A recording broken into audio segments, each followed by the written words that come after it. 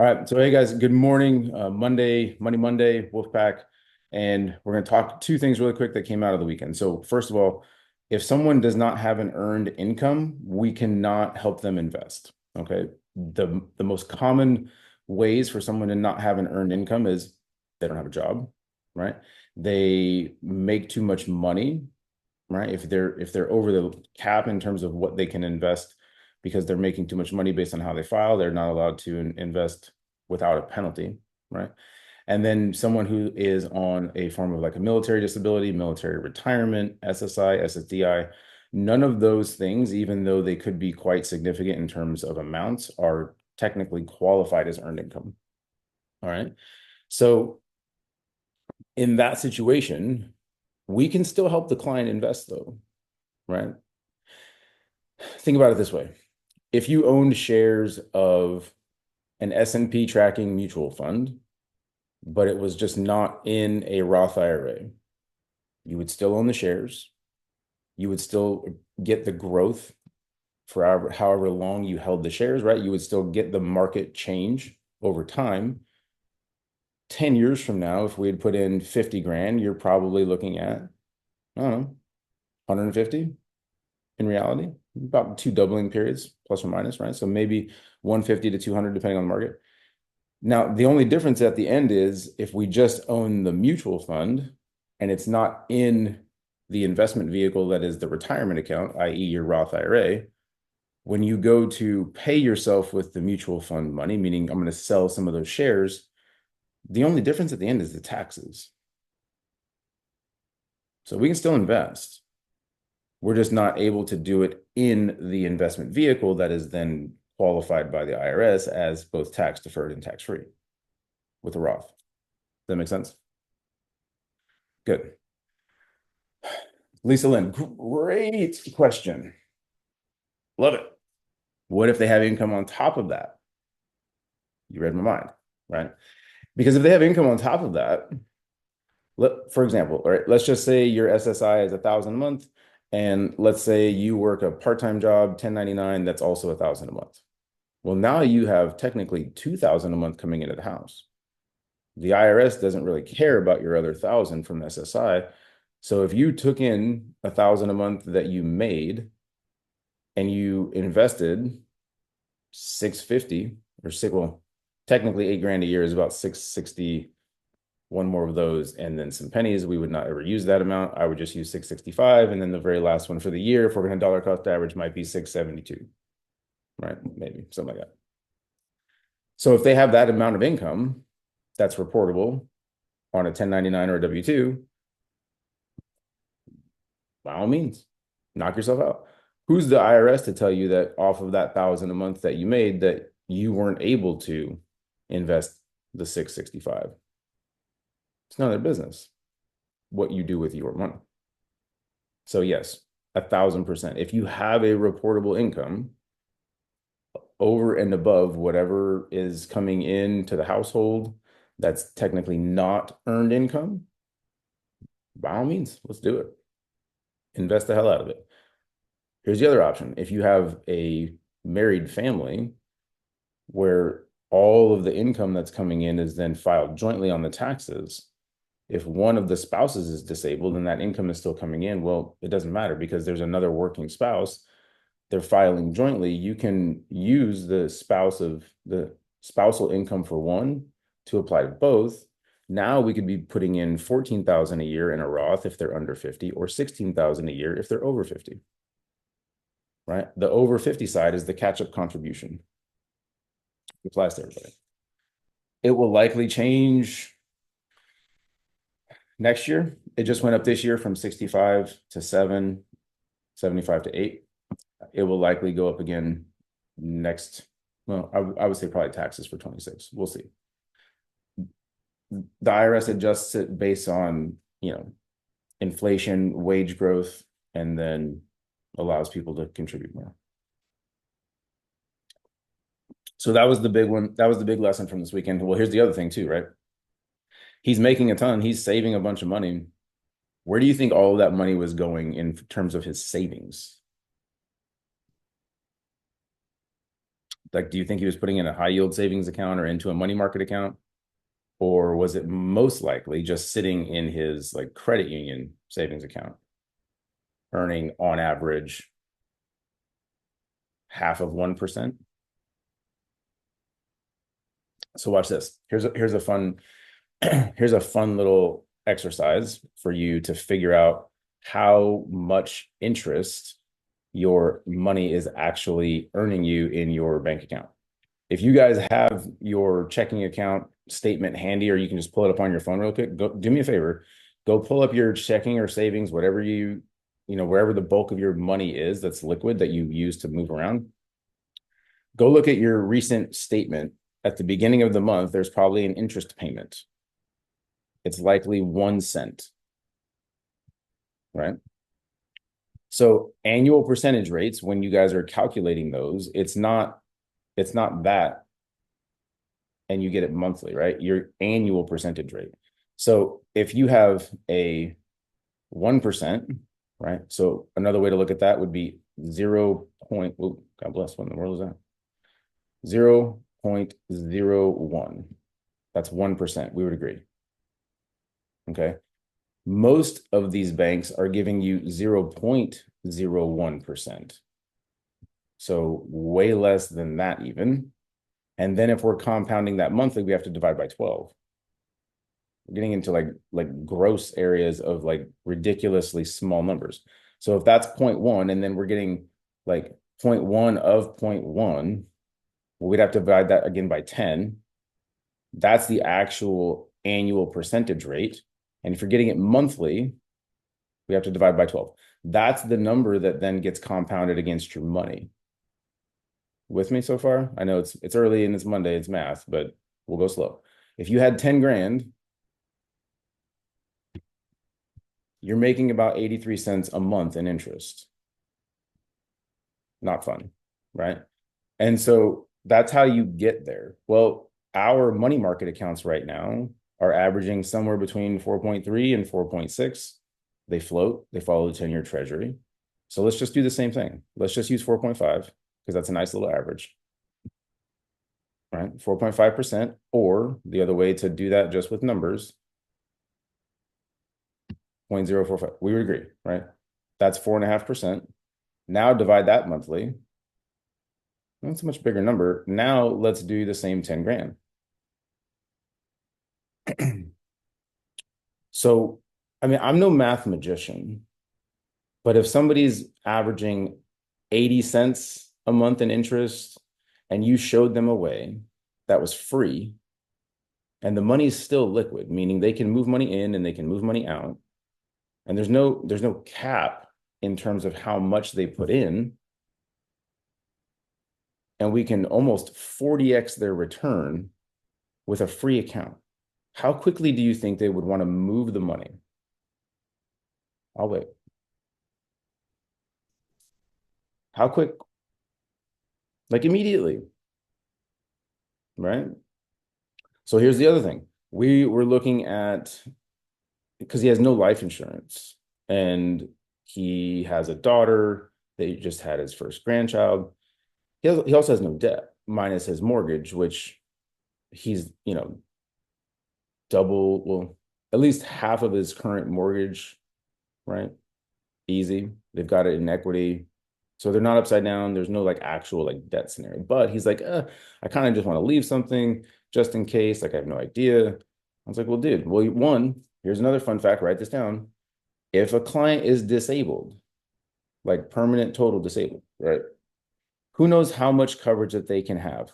The system, who knows how much you can even apply for in a life app? Nicole, don't answer because you're probably the only one that might actually know this. Nope, not zero, Angel. Not zero. Anybody else? Okay, here's a better question. Did anyone know there's a cap if a client is actually disabled on how much life insurance they could have? 5 million. Justin, you got okay. No. So it's not zero and it's not 5 million. It's somewhere in between. All right, I won't belabor it. It's 150,000, guys. Close, Shannon. I like it. That was much more realistic. 150,000 is the max amount that someone can have if you list on their income when you're doing their client personal information, like, are you employed? No. And you select disabled. That's going to automatically limit and cap the amount of coverage that they can apply for in the actual coverage section. So here's a fun one. He goes, man, I kind of wanted 500,000. I said, I'm with you. I want you to have all of it. But the most we can do is 150,000. He's like, what? I said, yep.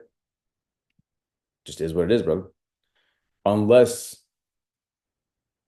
right? Unless on there we're not putting that you're disabled, but then we're going to put it on the back end later in the end of the medical questions, right? So it's going to come up somewhere. So for him, at his age, power term was about 150 bucks a month. Watch this. He's like, well, I don't really know if I mean, he's like, yeah, I got the money, but I don't really like, I don't really like want to pay that. I said, no worries. I mean, I totally understand that. Objection, right? Affirm, answer, close, objection. Suzanne, he didn't want to do precision. He didn't want to. He didn't care. Yes, precision would have been mad cheap, right? It would have been like 115, 120 versus 150, 160, whatever the heck it was. But watch this. Watch this. In his like terrible savings account that he's getting, I don't know, maybe $2.50 a month because he's got about 30 grand in there. Watch this. I said, sir, if I could just move your savings account money for you, and I could almost make you enough money in interest to cover your life insurance. Is that something you'd be open to take a look at? What do you think he said?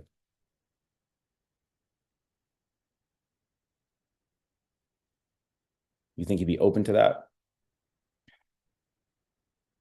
Because I said, if you've got about 30 grand liquid just sitting in your less than favorable savings account, and I just move that money into a different kind of account for you, an account that's free and that's still liquid, meaning you could put money in at will and you could take money out at will. And I could be making you at least $100 a month in interest, basically free money just to move your money. Now your life insurance is really only going to cost you like an extra 40 bucks a month. Does that make sense? What do you think he said? It's a no-brainer. It's free, right? You get somebody with enough money and you do that, now their life insurance is actually free. Actually free.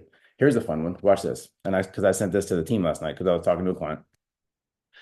And she messaged me and she's like, hey, no, I just haven't gotten a statement in a second. It was kind of like she was wondering where her statement was for their money market account that we moved.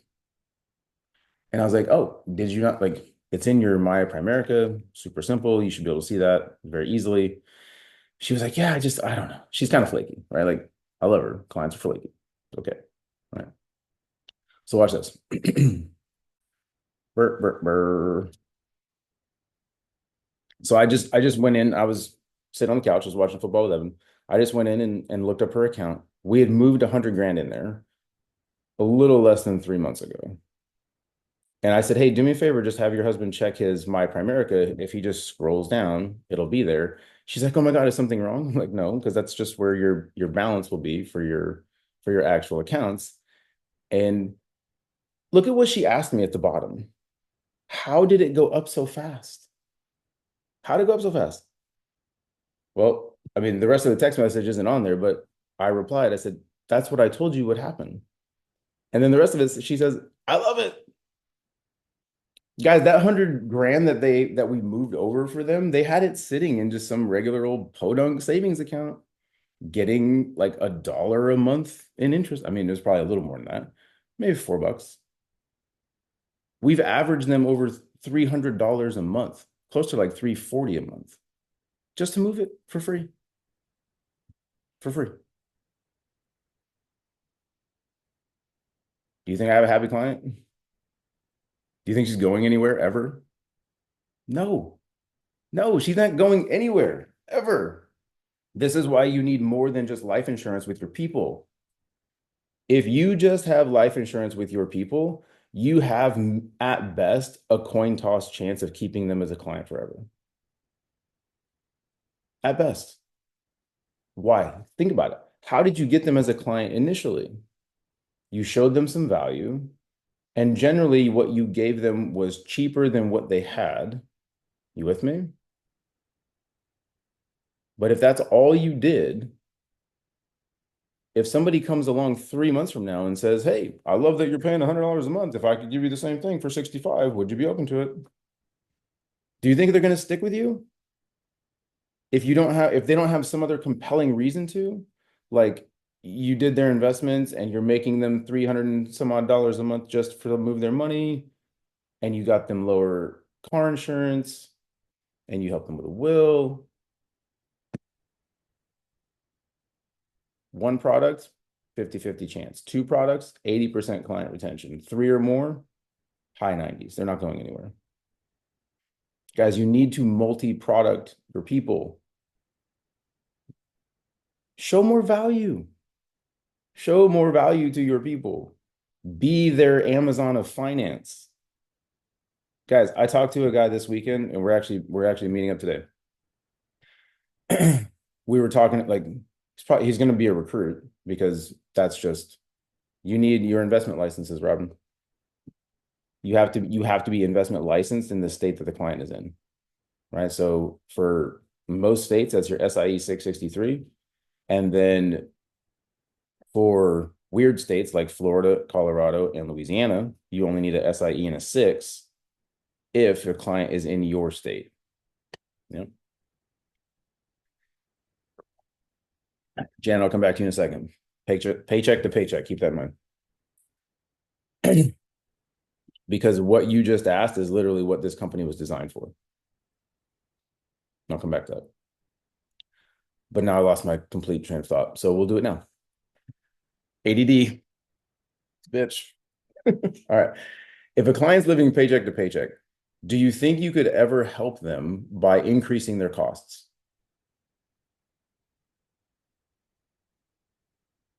Not initially, right?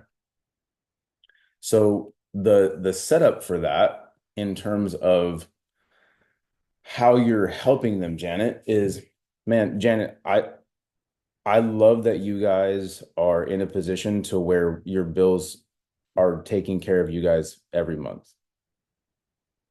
Doesn't sound as bad when I say it that way, does it? Most people say, "Oh man, I'm living paycheck to paycheck." I don't know. Like, Janet, I love that your guys' bills are covered every month. What would happen though, right now, if God forbid, on Thursday coming home from work, you didn't come home? What would happen to your family if all of a sudden that income that you're working on that you need monthly is just gone? How does your family keep actually making it every month if that income is gone?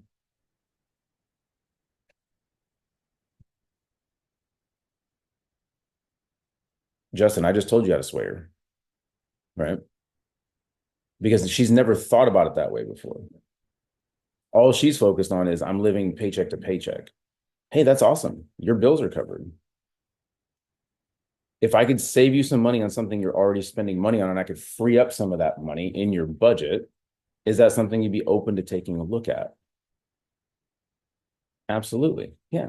That's what we just talked about, right? That's that financial needs analysis that we do for clients. That's that roadmap for your money, that GPS. Right. So I'd love to get back together, sit down and kind of go over everything with you. We're going to need some information though. We're going to need your bills, your monthly payments, your minimum payments that go with that, the interest rates, those sorts of things. We're going to build you a plan. And I also kind of need to know like money in and money out so that we can look and see where your money's going. Because if I asked you right now, do you know where every dollar of every paycheck is going? No, nobody does. Rarely does anybody ever know every dollar, right? And so I talk to a lot of people, Janet and Justin, both that tell me, well, I just don't have the money.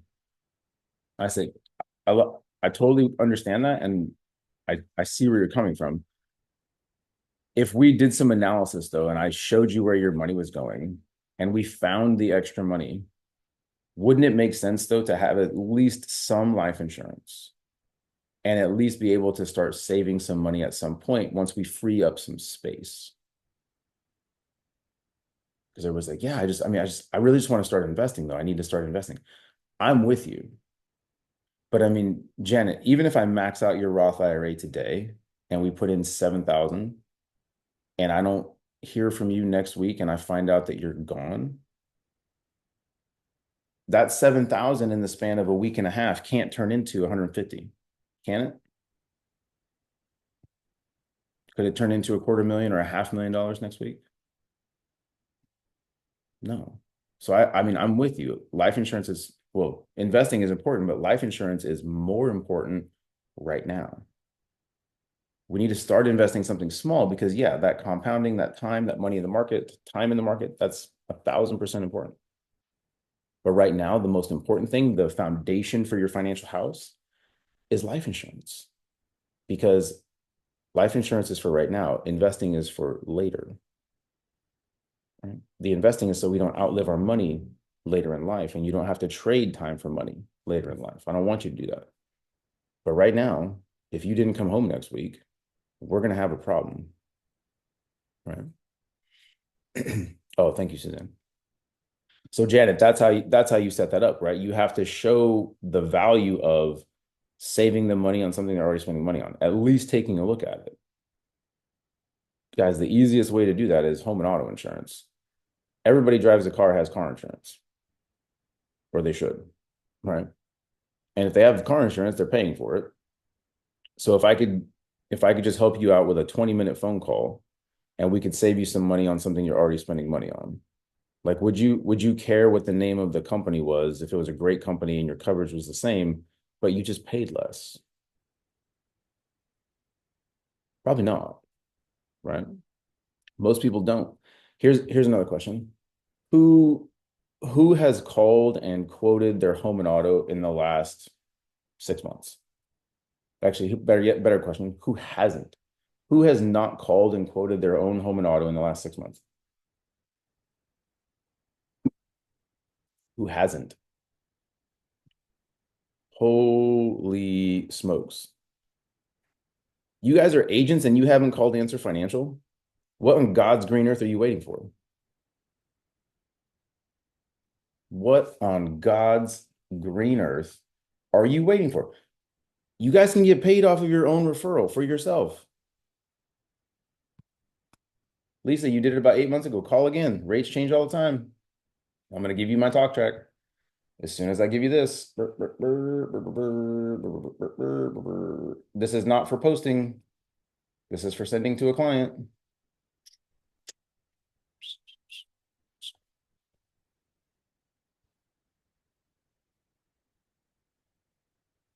Oh, I should have deleted my discount code. When you copy and save that, delete my rep ID and use your own, or use the appropriate one depending on the state that your person is in, please. Guys, if somebody sent you that and you were actually in the market for like car insurance, would you call? Go read that. Think about this. Here's the talk track, right? I mean, Mark, dude, when was the last time you called and quoted out your home and auto insurance? Talk to me. Talk to me, Goose. There you go. I don't remember when I have. So, Mark, can I ask you a question? Yep. Do you know how often the industry standard like recommendation is for people to quote their home and auto? No idea.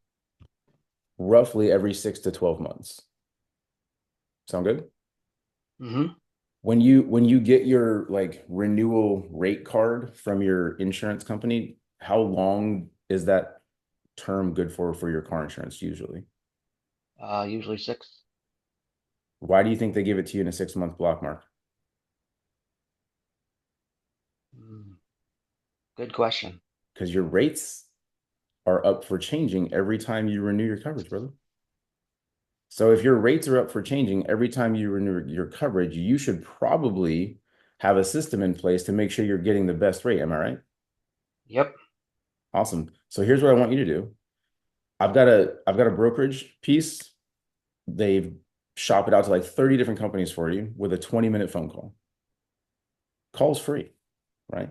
If I mean, Mark, let's be honest. If I could give you a phone number right now and you could call, and in 20 minutes, they'll let you know if you could save like either significant amount of money or worst case, Mark, they tell you they can't save you any money at all. I say, great. You didn't even realize it, but you've had a pretty good rate going on with your current company. Either way, though, we're either going to save you a bunch of money or you're going to get the peace of mind knowing that what you have is pretty good. Sound good? Sounds good. Awesome. I'm going to text you over the number for Answer Financial. I want you to use my discount code. Make sure you have that so that you get the best rate possible, right? Have your coverage documents out. So your policy, it's called a declaration page. It's got your VIN, it's got your deductible, it's got your coverage amounts, because I want you to get like, no kidding, apples to apples comparison. Tell them exactly what you have, and if they can save you some money, they'll do it for you. Mark, check this out. Like to date, the best savings I've ever heard was a client that saved about $3,600 a year just on her car insurance. Well, That's insane. Dude, if I could save you 300 bucks a month on just your car insurance, you'd be pretty happy, am I right? oh, I'd love that. Cool. So call when we're done, right? Later today, give those guys a call. If you want, I can actually set it up so they call you. But for most people, I've found that they don't answer that call because it looks like a weird number, even though I told them that they're calling at this time. They don't answer. So just call that number and have your stuff out. When you're done, text me, let me know how much they either saved you or if they weren't able to save you any money. I want to know that too. And if the guy was super nice, tell me his name because then I can refer him in the future. Sound good? Sounds good. Awesome. 800 number, super simple. Give them a call, have your policy declaration page. I'll talk to you in a little bit. Let me know when you're done.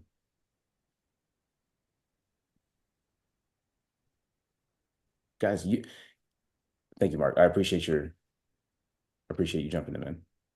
Yep. Guys, you're killing me. You're the Wolfpack. You're the leaders. You're the people that are supposed to be training other people. And if you have not called Answer Financial, do you know what it sounds like? Do you know what you're asking a client to do? If you haven't done these things, how can you ask your people to do it? If you haven't done these things, how can you comfortably talk to a client and tell them what the process is going to sound like? Guys, you have to start creating a story. You have to be able to weave a narrative and tell a story. People like stories. Stories sell. If you can't tell that story and you can't show the value to the client, you're never going to be able to deliver for them. Hey, I mean, listen, tell both sides. I had a client save almost 4 grand a year. Pretty wild. I called. They couldn't save us any money, but I had the peace of mind of knowing that even though my insurance in Florida is crazy, what I've got right now with my current company is decent because if those guys can't save me any money, we are on par with where we should be in the market with our current coverages. It's a win-win, right? And then if you know you can't save them any money there, you have to figure it out elsewhere. If you can't save them money off their home and auto, now we have to get deep into that F&A and figure out where the hell their money's at, right? I had a dude tell me he couldn't afford life insurance and that he also couldn't afford to pay himself to start investing. I said, dude, I'm with you. I totally understand. There's always more month at the end of the money for you, right? He said, yep, that's how it feels. And I said, well, listen, can you do me a favor? Can you be really honest with me real quick? He goes, yeah, of course, dude. What's going on? I said, how often are you on the way either to work or from work or at work for lunch eating out? Like you grab breakfast on the way, you grab dinner on the way home, or you during lunch you go somewhere for lunch. He's like, all three of them? I said, yeah. I mean, it doesn't matter when you spend the money. If you're spending the money, you would agree that if you spend money at midnight or you spend money at 6 a.m., it doesn't matter. It's still gone. He's like, yeah. Okay, okay. I said, so which do you do the most? He's like, honestly, probably breakfast. I generally oversleep and then I buy breakfast on the way in. I said, okay, do me a favor. Go look through your debit card or credit card or wherever you like swipe because you don't pay cash. Just go back and look at the last month and circle every time you ate out somewhere and then write it down and text me the total. I want to see it. Like, don't just send me a number. I want to see every transaction. And he did it. How much, like, just he's a single guy, right? He has kids, they don't live with him, and he has an ex. How much do you think he was spending every month on just a god awful, terrible breakfast at Hardee's?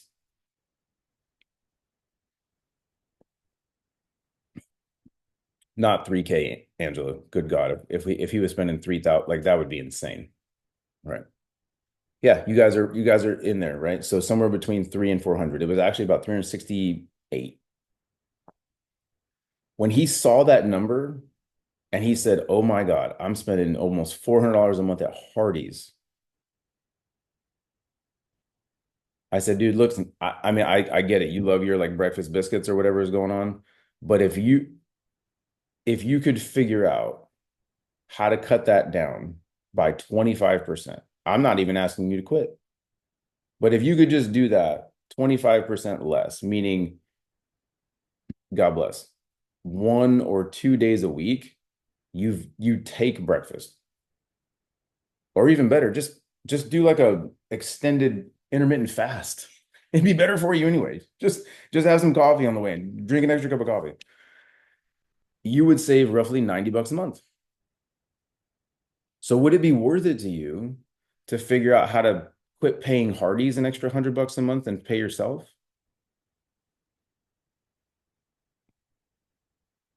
Do you guys hear the way I ask questions versus I try to tell someone what they have to do? If I tell you what to do, you're not going to do it.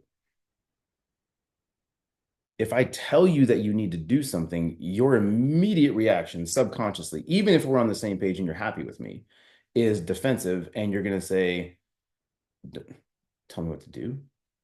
I'm a grown ass man. If I want to buy breakfast, I'm going to buy breakfast.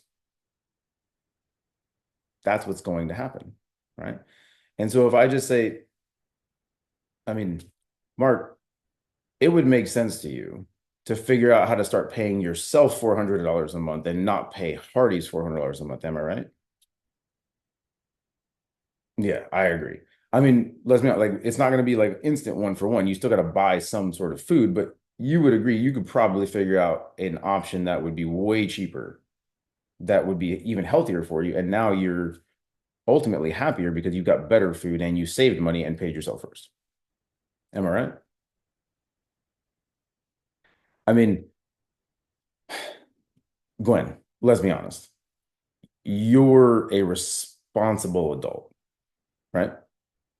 Glenn, do you pay your bills? Awesome. Because you're a responsible adult. You're going to pay your bills. Glenn, can I ask you a question? Do you do you ever get a bill in the mail or online or whatever that says pay Glenn Roberts $500? Do you get that bill every month? No? Why? Why don't you pay that bill, Glenn?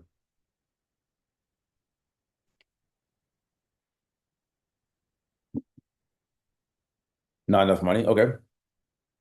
Let me ask you the question a different way. Gwen, if you got a bill in the mail and it said pay Gwen Roberts $50 a month, you would figure out a way to pay that bill, right? Because you don't want to see a past due notice, you don't want to see a collection, you're going to pay the bill. Why aren't you sending yourself the bill, Gwen?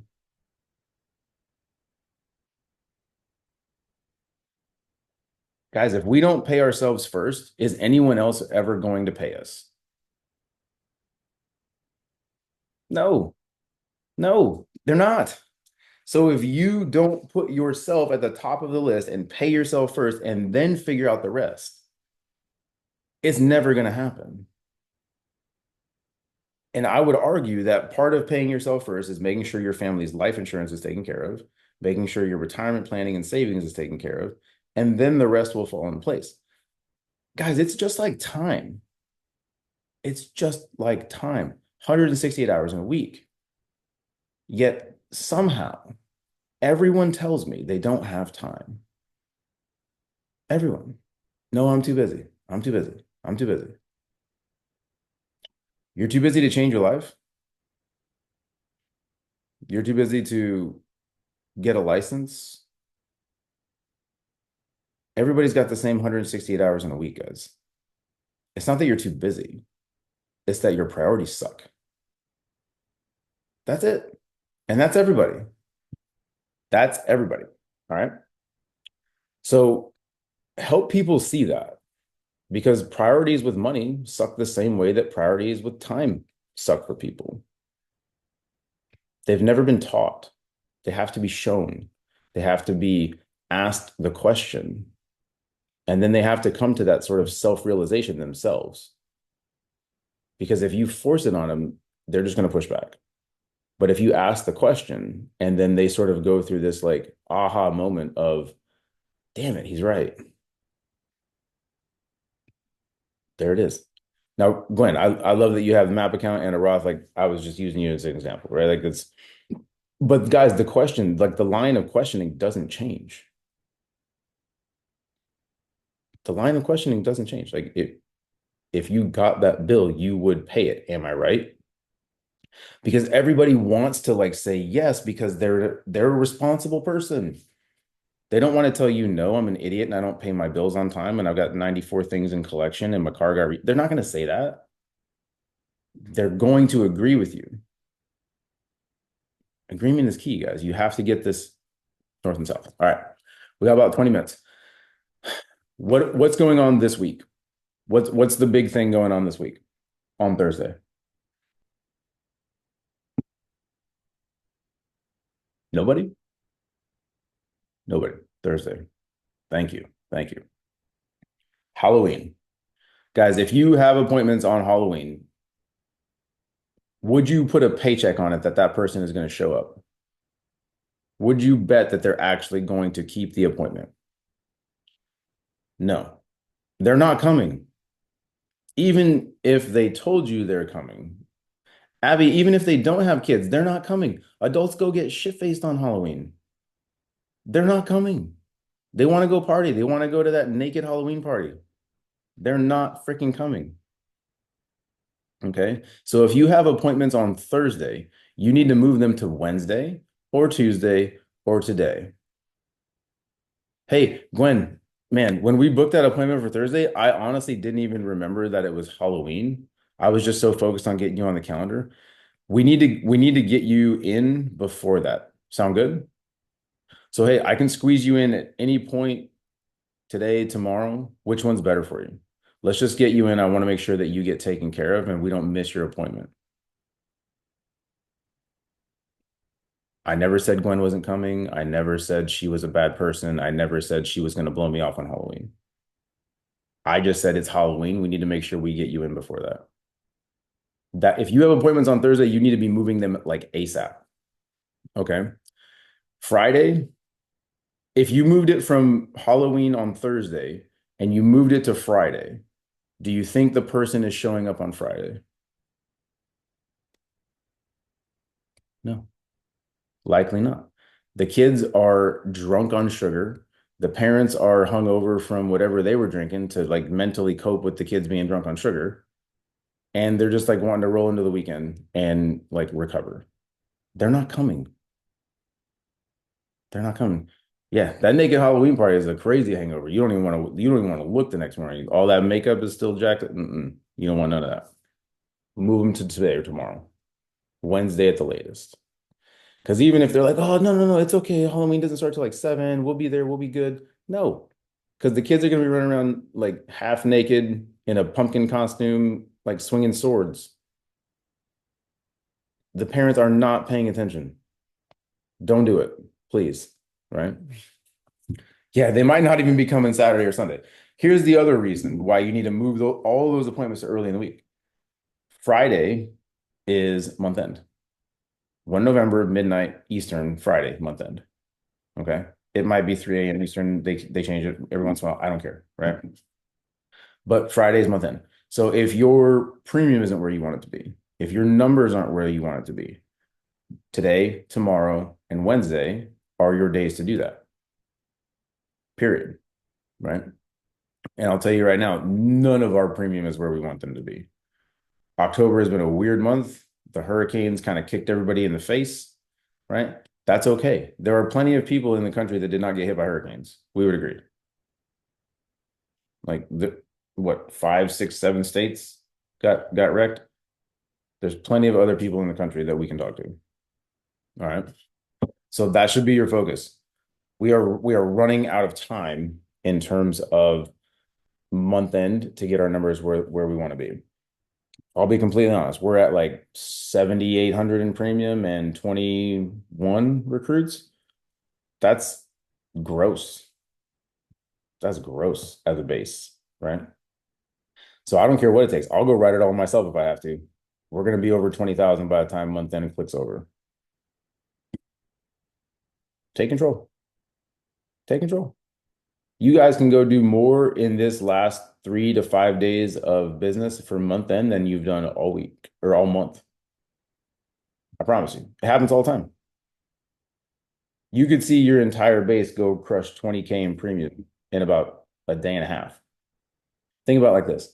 If you've got 20 recruits and even half of them quit, well, you still got 10. And on average, what does at least every person do? 1 to 2 sales. Am I right? So if you got 10 people and they're all going to do at least 1 to 2 sales, that is somewhere between 10 and 20,000 in premium on average. Even if you went to the low side and it was like a $60 or a $50 a month IBA or app, right? That's still about 6 to 12 grand in premium. Come on, guys. It's there. Y'all for some reason, like I think some reason we've just like forgotten how to hunt and close. And it becomes a mentality. Like we get into this like, oh, I don't know. I don't know. What do you think? Do you want to do this or not? What? Here we go. Like, guys, what is your job as a field agent? What is your one job? Not as a trainer, as an agent. 3 of you know. Good job. Take the freaking app. Take the app. Take the app. So who do you want your beneficiary to be? Perfect. Awesome. So, hey, what we're going to do is we're just going to apply and see how it comes back. Sound good? Perfect. Into the app. Hey, did you know you can get a bonus and promotion off just looking at your own policy? Wait for answer. Then go to the shoebox. And then take the app. Guys, you have to create some urgency. You have to call people, you have to create some urgency. You have to get in there. If you don't, are they ever going to move? Think about yourself. Like I don't care who your field trainer is or was, but if they never texted you or they never called you and they never asked you those questions and they never showed you value, would you be here? Would you be here? No, absolutely not. So somebody showed you enough value to convince you that what we do is good for people, and now you're still here. If you never get in front of anyone to show them any value, are any of your people ever going to stick around? No, they're not. They're not, right? Guys, field training is the key to this business. People that get other people into the field and can show them 5, 10, 15, 20 appointments on field training, they are the ones that are building the people that are going to stick around. Now, I get it. The first thing all of you are saying right now is like, My people won't move. They won't set appointments. They won't get in the field. They don't want to talk to anybody. Great. Use the character reference script. Call and set the appointment for them. But most of us have people that haven't even looked at their own stuff. Hey, guys, this month end, we got to get some premium moving. Like, we need to look at your own policy. How would you feel? Like, would you be open to letting me talk to you like a client so I can show you what this is going to look like when we set some appointments for your people? That way, like when we go talk to your parents and your brother and your mom and your sister and blah, blah, blah, blah. So you know really what that's going to sound like and what that's going to look like. Perfect. And then do a freaking KT presentation with them, right? Andy just announced one app promotions. Perfect. Lisa, that's for the red line base. Other VPs can run that if they're planning to, but that's for the red line base. Suzanne, what I was going to say about the licensing previously was Florida, Colorado, Louisiana, and Puerto Rico. But I mean, obviously that doesn't apply to us. If you have an SIE and a six, you're considered a fully registered and licensed investment representative for that state only. Okay. So like for me, when I passed my SIE in six, I was able to do my own rollover. I did other clients that were Florida only, but until you get that 63, you can't have a non-resident license if you're licensed in those states. That's why for almost every other state, you need a SIE 663 to be considered fully investment licensed. Because that 63 is what covers the blue sky law, interstate commerce stuff. Okay. So yeah, so like you could help someone in Florida, but if you have a client in Mississippi, you ain't touching them. Legally, you can't. Okay. Even if they come to Florida, they're still a Mississippi resident. You would have to be licensed in Mississippi and Florida. Okay. So that's how that works. All right. One app promotions for the red line base. Anybody else? Any other questions? We got about 6-7 minutes before we got to jump over to the RVP factory meeting. And if you guys haven't been in that before, right? The RVP factory meeting, it's our full-timers meeting, generally talking about like quality business stuff. So back office training, all the VPs are there with the office managers. And if you're licensed, really in reality, you should be there. So I'm gonna, Robin, I think somebody else dropped it earlier. It's not a flyer, it's just a text message. There you go. So any other questions, guys? Yeah, the link for that is in the band calendar. It's out there. It's everywhere. Any other questions? I'm gonna stop recording on this.